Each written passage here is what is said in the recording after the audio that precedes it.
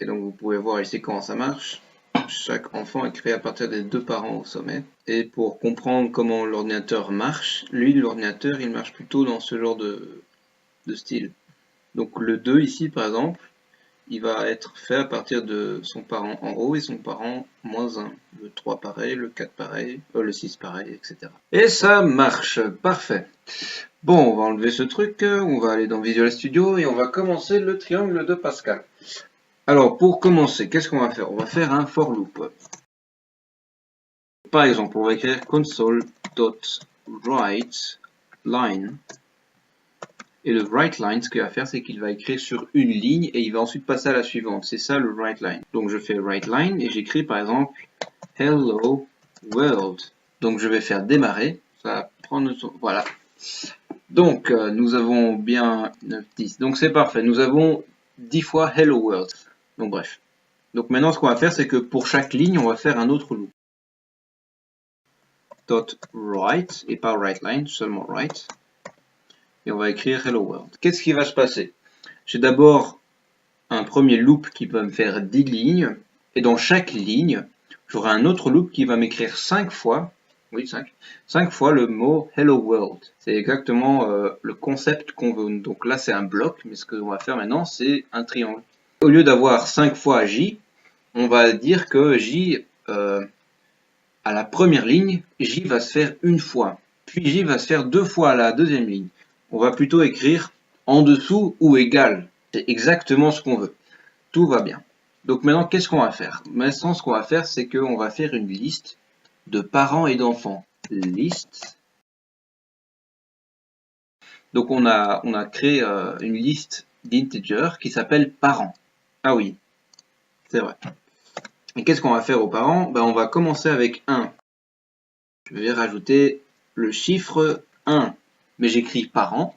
Donc maintenant, on va dire montre-moi le parent. Dans la liste de parents, montre-moi ce qui se trouve à la position 0. Donc si je fais démarrer, et voilà, normalement, on a bien ce qu'on veut.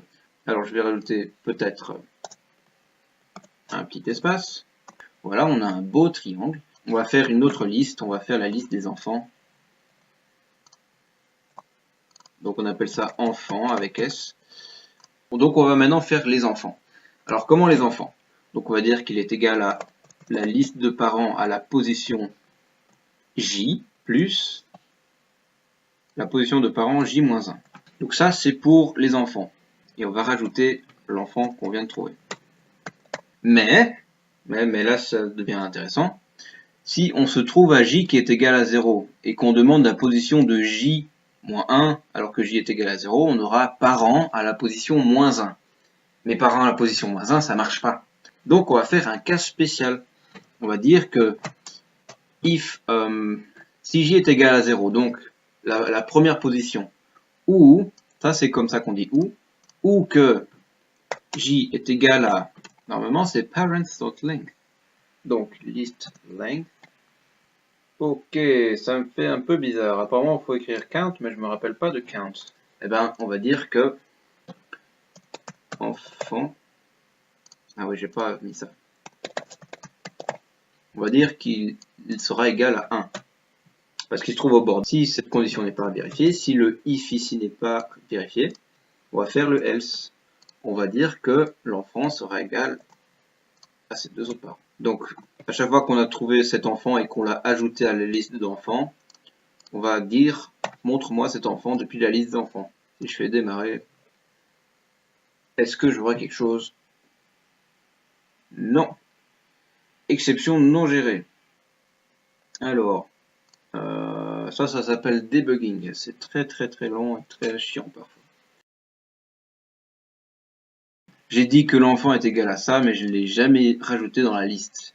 Et ce que je devrais faire plutôt, c'est dire enfant add à la fin. Donc voilà. Ça fait beaucoup plus de sens. Ça devrait marcher, espérons.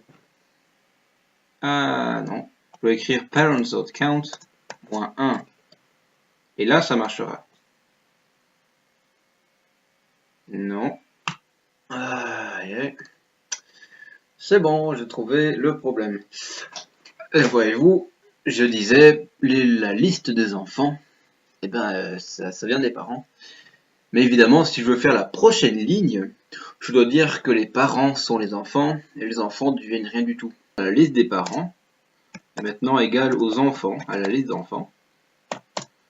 Et on va dire que enfant est égal à une nouvelle liste qui cette fois sera rien. Et j'ai oublié de mettre ça, l'argument. Ok, voilà. Donc ça va marcher.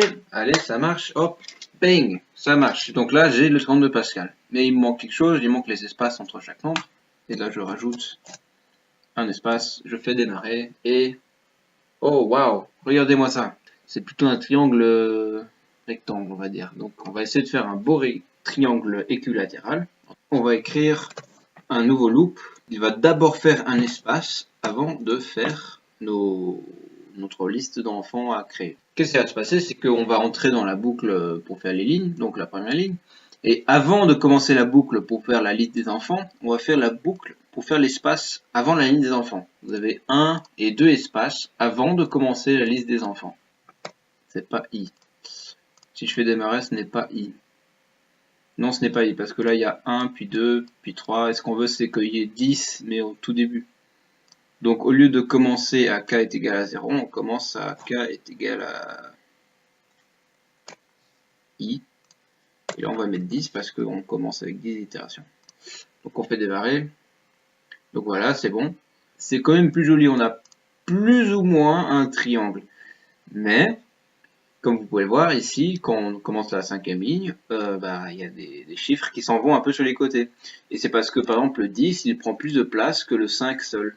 Au lieu de faire 10, on va dire plutôt le nombre d'itérations pour dire le nombre de lignes.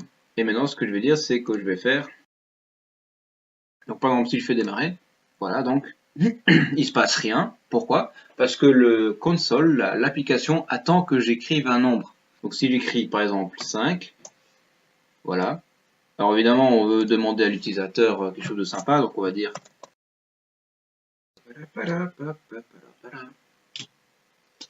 Ah, voilà. Donc, il demande un nombre de lignes ou d'itérations. On va écrire maintenant 10. Et voilà, nous nous retrouvons avec nos 10 lignes. Ça, et au lieu de writeLine, j'écris write.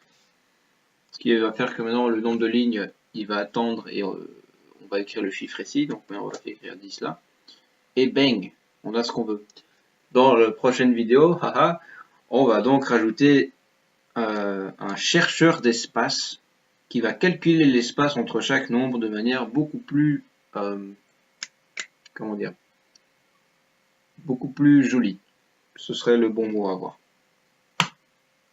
Donc voilà, je vous dis au revoir, salut. Je vais arrêter le programme ici, je vais arrêter l'enregistrement et c'est bon. Ouh.